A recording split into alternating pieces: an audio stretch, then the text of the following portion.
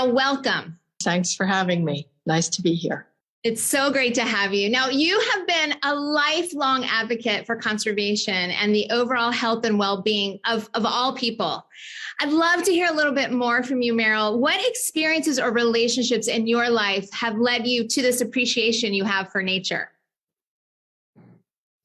Well, I have to say I'm probably not a lifelong advocate for the environment, not certainly in the way that I didn't start when I was 13 like Greta Thunberg. I really wasn't aware of too much. I think my awareness began because I'm quite a bit older than you. It began in college when we were all hippies and sort of people were getting back to nature. And it had to do with all of those changes and awareness of the earth as an ecosystem. It's the first time I ever heard that word, that we're all mutually dependent, all the systems on each other.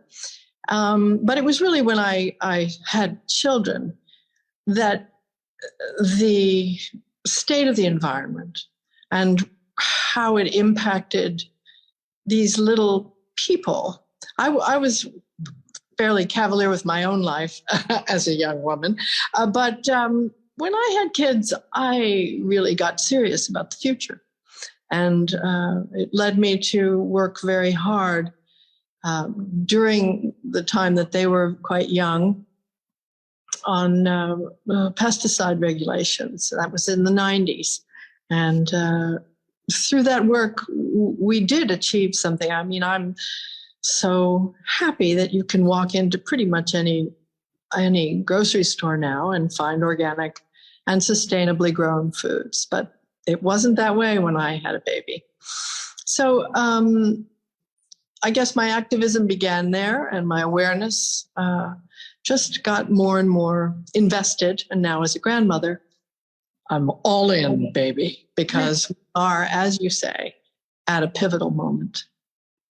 Well, that is wonderful to hear. And I also share that appreciation and the urgency of when you have children. I have a 14-year-old daughter myself, and she's always asking me that question, like, what are you doing? Are you doing enough? And I said, hey, I'm the CEO of the Nature Conservancy. Give me a break. She's like, we need more. We need it now. We need to go faster, farther, because what planet are you leaving us with? So the fact that you came to your passion and your all-in spirit through your children makes perfect sense to me. And it's amazing what you can do with your voice and your activism and notoriety. So TNC is a science-driven organization. And, we really look at research and data that we're learning about. The IPCC report came out yesterday or 2 days ago now, and we really see that science as our North Star. But even when, the data is clearly telling us what we should be doing, it takes more than just a bunch of scientists with a really important report to elicit action from a lot of people. So we need that radical collaboration between groups, between governments, civil society, corporations, activists to really affect change.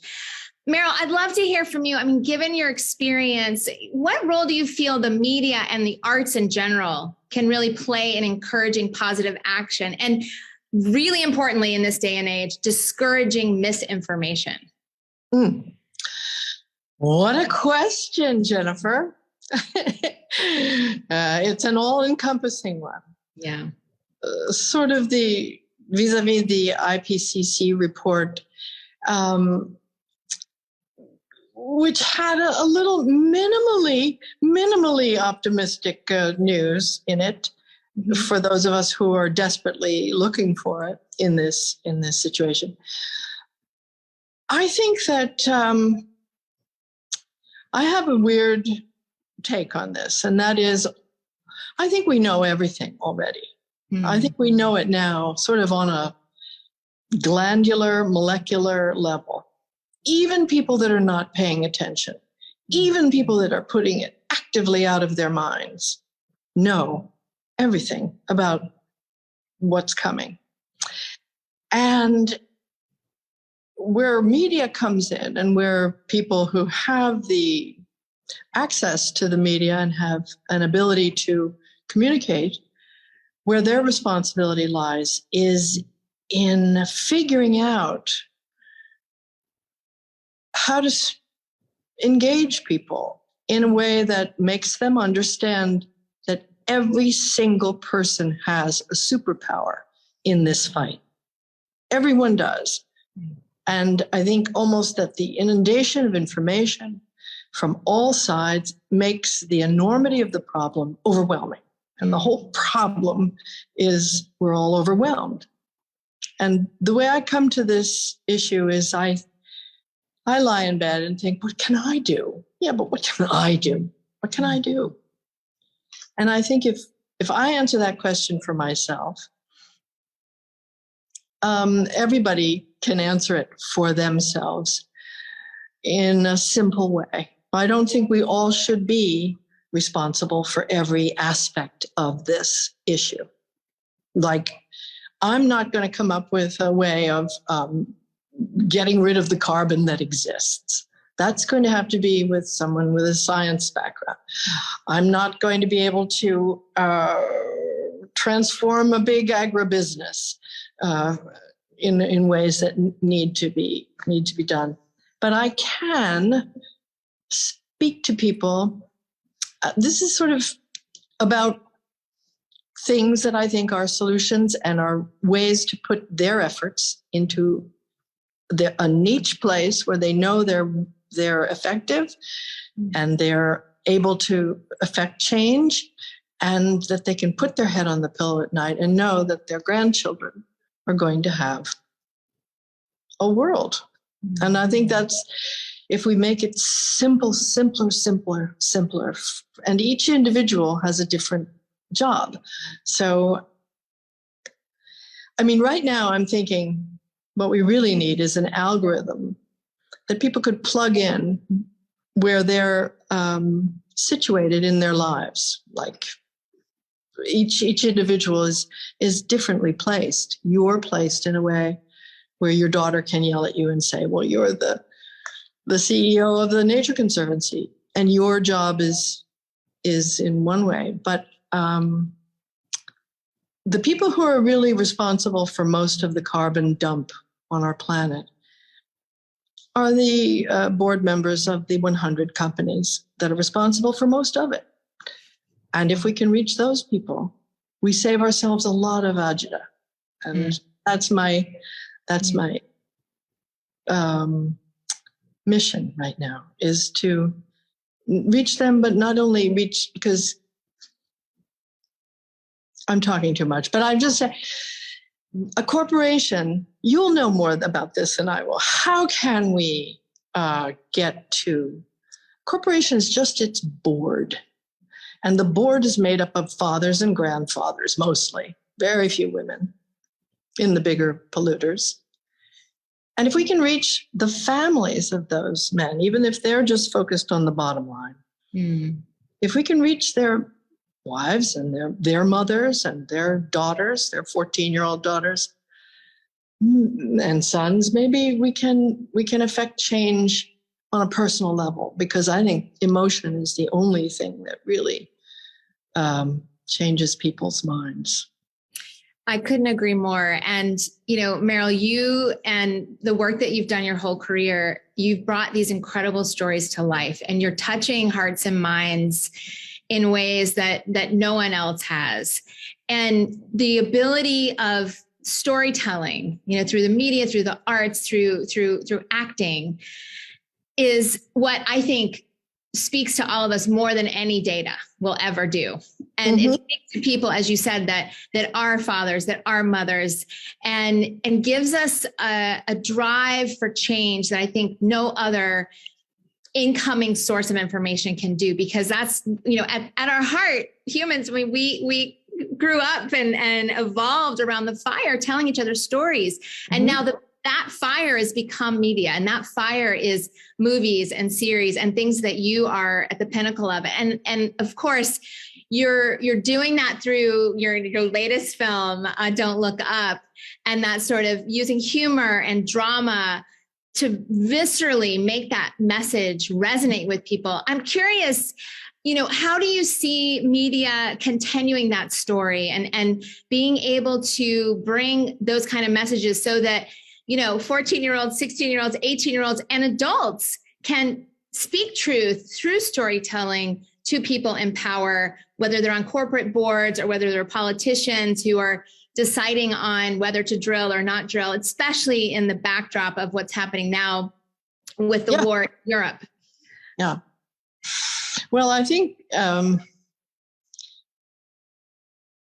it's a disposable medium.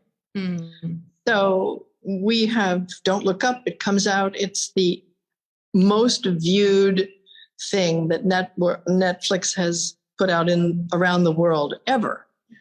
And then it became the second most viewed, almost the next week. But millions and millions and millions of people saw it. And it went in millions of years and out millions of the other side.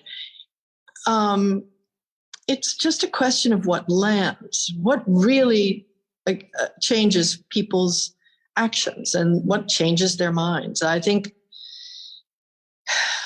reiteration again of messages that we all kind of already know. There's a point where it's no longer effective. I read a wonderful book recently by John Doerr called Speed and Scale, which is a fantastic prescriptive outline for how to approach the enormity of this problem around the world, based on objectives and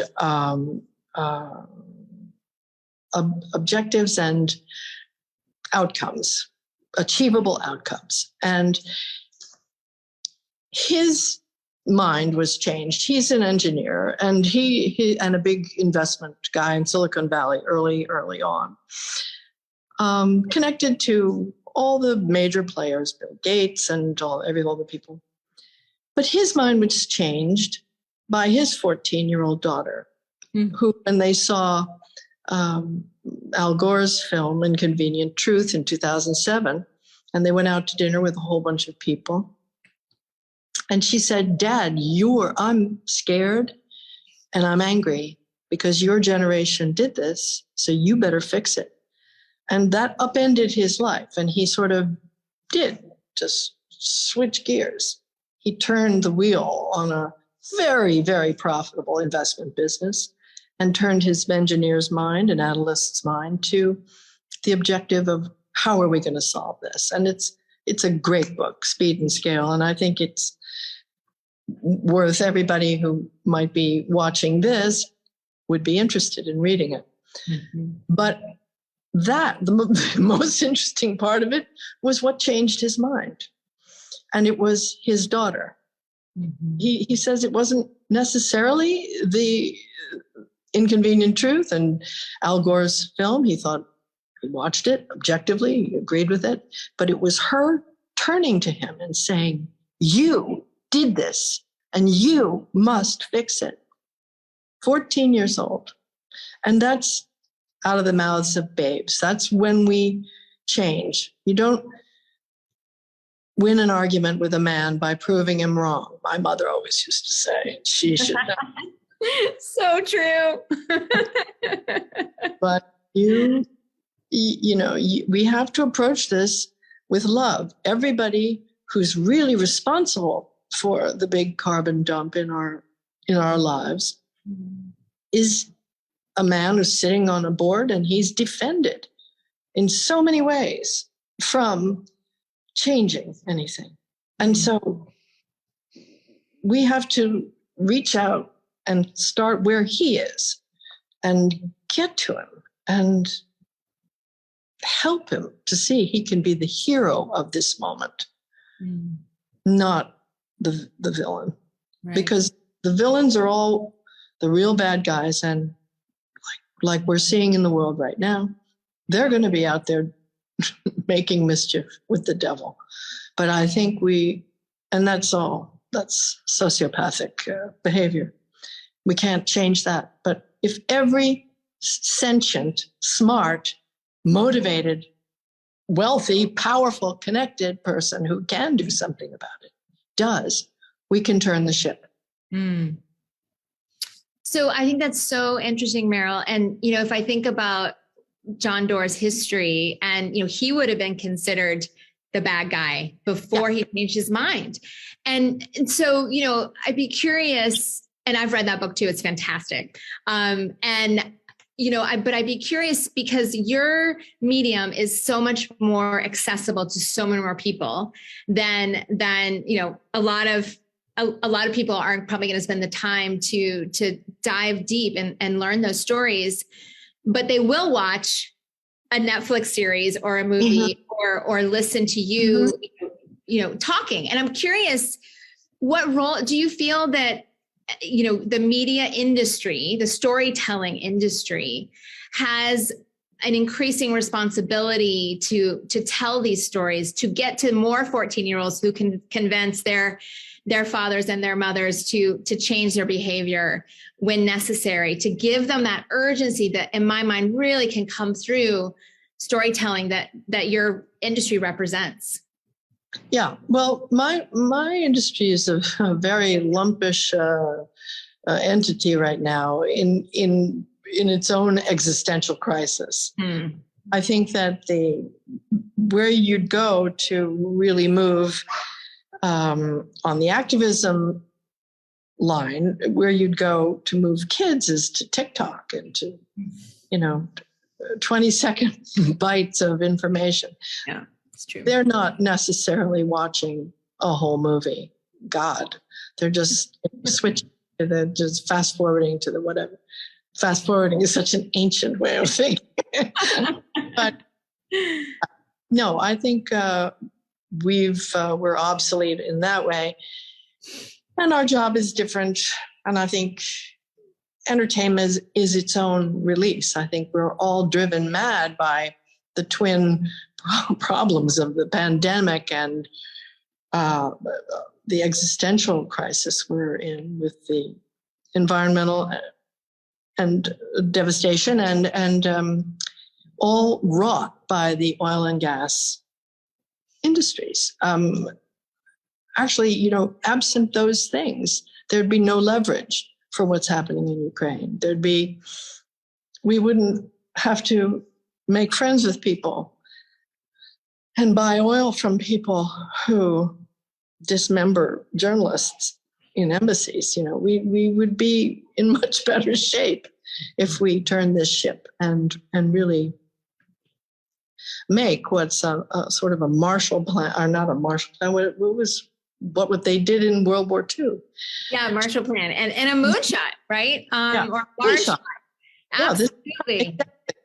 Yeah, and Meryl, we're hoping that this will, in fact, you know, there's going to be short-term increase in emissions as people do more domestic production to make up for the loss of energy. But long-term, I think it, you know, again, I'm an optimist. I'm an impatient optimist, but I'm an optimist that certainly likes to say that long-term here, at least, we're seeing that energy independence is becoming that much more important. So an acceleration of renewable energy is something that the Conservancy works really hard on.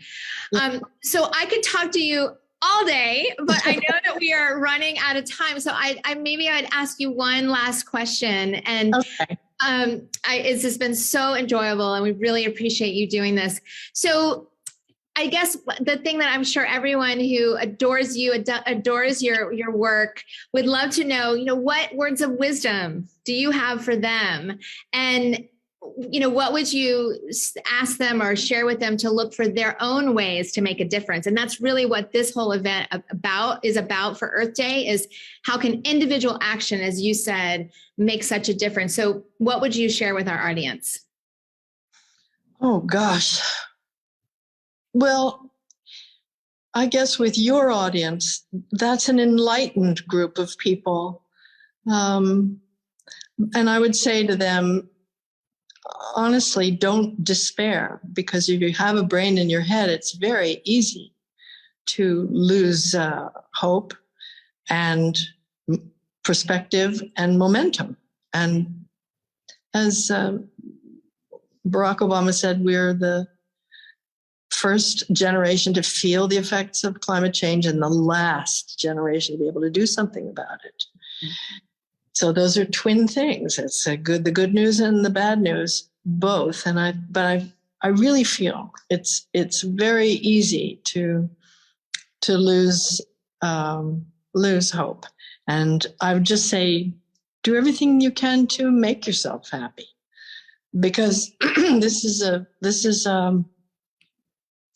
big fight. And Nature Conservancy conservators are people who want to preserve our beautiful blue planet. And I have no doubt that we can, with that motivated audience, do it. Each one, reach one. So just to reach out to people and with prayer. Thank you. Meryl, thank you so much. That was amazing. And we are just so inspired by you. At the I have one question for you, if I could. Yes, please.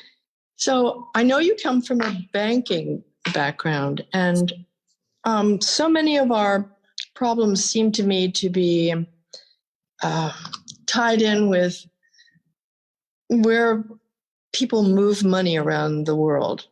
If you had your way, what revisions to the international banking system would you envision could be achieved internationally?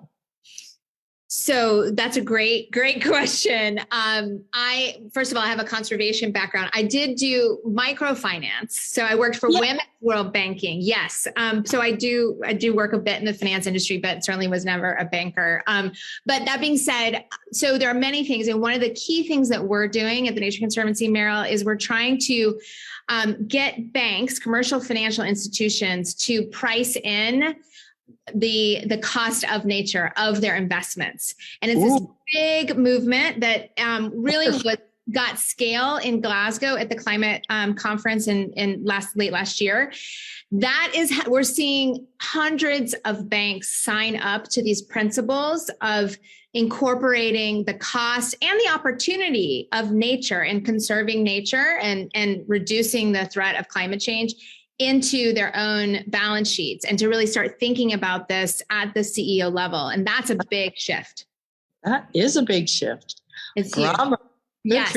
Yes. Well, it's many organizations involved in this effort, but certainly TNC is right there. But I know we need to close. And I just want to say in closing, Meryl, thank you so much. We here at the Nature Conservancy are so inspired by you and your career on so many levels. Thank you to the audience for joining us. We all hope that you enjoyed the conversations today, and we hope you join us in our mission to save the lands and waters on which all life depends. Happy Earth Day, everyone. Happy Earth Day.